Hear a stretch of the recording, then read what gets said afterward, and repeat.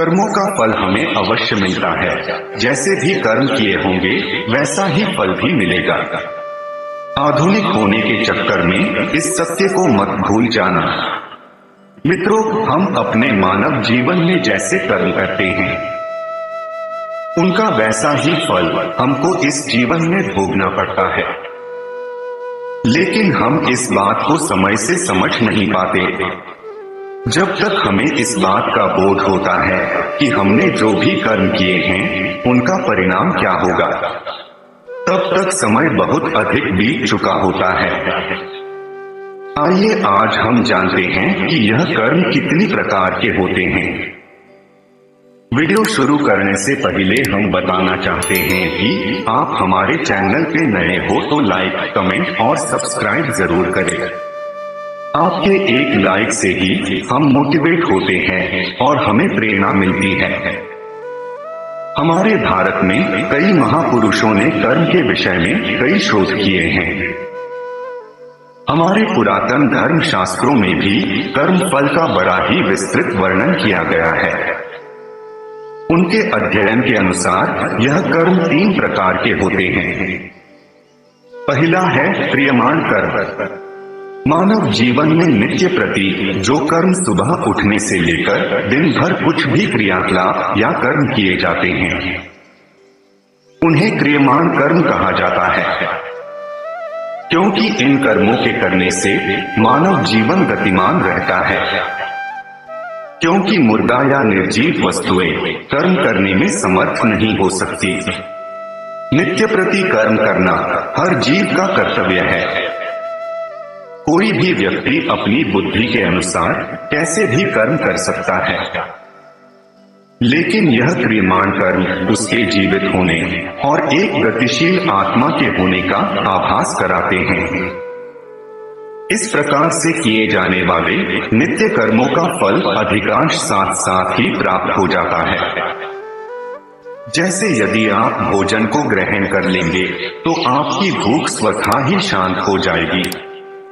यदि आप स्नान कर लेंगे तो आपकी देह स्वच्छ हो जाएगी और आपको स्फूर्ति एवं सुख का अनुभव होगा। इन कर्मों को करने के लिए आपको कोई अतिरिक्त शक्ति का उपयोग नहीं करना पड़ता। जैसे कि दिन भर की थकान के बाद आपको निद्रा अपने आप ही आ जाएगी। आपकी थकान के उतर जाने पर आप स्वयं ही उठ जाएंगे। किंतु यदि आप आलस्य को धारण कर लेंगे तो आपका यह कर्म आपको जीवन की गति से दूर ले जाएगा। आपको इसके दुष्परिणाम भी भुगतने पड़ेंगे। इस प्रकार से किए जाने वाले कर्म क्रियमाण कर्म कहलाते हैं। दूसरा कर्म है संचित कर्म। यह बात तो निश्चित हो चुकी है कि आपको कर्म तो करने ही पड़ेंगे। कुछ ऐसे कर्म भी होते हैं जो कि हम करते तो हैं, लेकिन हमें उस समय यह ज्ञात नहीं हो पाता कि इन कर्मों का परिणाम क्या होगा। इस प्रकार से हम कुछ ऐसे कर्म भी करते हैं जो हमारी दृष्टि से बिल्कुल सही एवं सटीक होते हैं, किंतु प्रकृति, समाज एवं अन्य प्राणियों के दृष्टिकोण से उचित नहीं होते।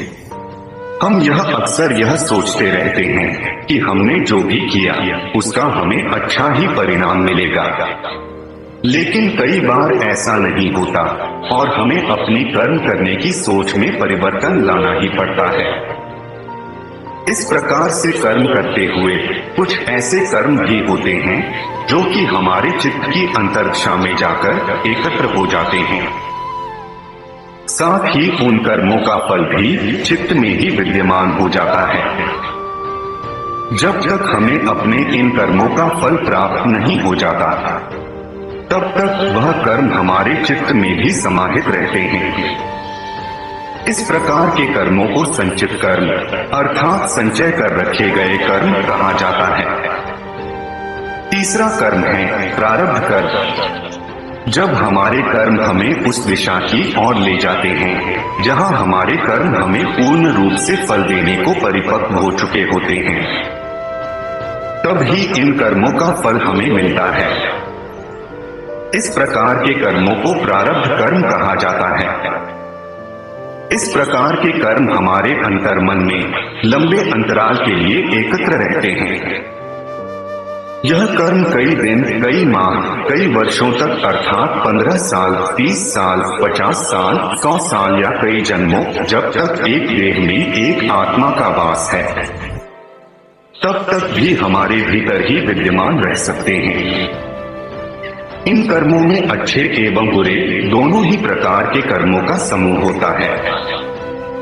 जिस प्रकार से हम अपने दैनिक जीवन में एक ही दिन में कई प्रकार के कर्म कर लेते हैं, जिनमें से कुछ कर्म हमारे संचित कर्मों में समाहित होकर अनंत काल के लिए विलीन हो जाते हैं।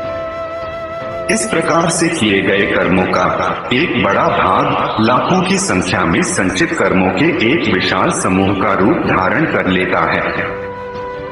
इस तरह से यदि हम विचार करें तो पाएंगे कि हम अपने एक मानव जीवन में लाखों संचित कर्मों को एकत्रित कर लेते हैं। यदि हम अपने पूर्व जन्म के कर्मों को भी इनमें सम्मिलित कर लें तो हमें ज्ञात होगा कि ऐसे बहुत सारे अनगिनत कर्म अभी बाकी हैं, जिनको भोगना अभी शेष है, ताकि उनका कर्म फल हमें प्राप्त हो सके। हमारे शास्त्रों में एक प्रकार के ज्ञान योग का भी वर्णन किया गया है। जैसे ही मनुष्य साधना शैली के द्वारा इस ज्ञान योग को सिद्ध कर लेता है, उसी समय उसके जीवन में से प्रारब्ध कर्म समाप्त हो जाते हैं और ऐसा आभास होता है कि वर्षों तक अंधकार में कैद रहने के बाद एक प्रकाशमय दीपक की रोशनी से जीवन जगमग सा हो उठा है। ऐसे कर्मों को आध्यात्मिक व्याकरण भाषा में प्रारब्ध कर्म कहा जाता है। मित्रों, अपने इस वीडियो के द्वारा हमने आपके सामने कर्मफल के सिद्धांत एवं कर्मों के प्रकार के विषय में कुछ जानकारी प्रस्तुत की है। भगवान श्री कृष्ण जी ने भी श्रीमद् भागवत गीता में कहा है कि कर्मण्येवाधिकारस्ते मा फलेषु कदाचन मां कर्मफल हेतुर्भूर्माते संगोस्त्व कर्मणि। अर्थात हे मनुष्य, तू फल की चिंता कर्म बिना किए जा, तुझे तेरे किए हुए कर्मों का फल अवश्य ही प्राप्त होगा। यदि आप भी इस विषय में अपने विचार देना चाहते हैं तो कमेंट बॉक्स में अवश्य लिखें। आपको वीडियो अच्छा लगा होगा और आप हमारे चैनल पे नए हो तो लाइक, कमेंट और सब्सक्राइब जरूर करें। आपके एक लाइक से ही हम मोटिवेट होते हैं और हमें प्रेरणा मिलती है। धन्यवाद।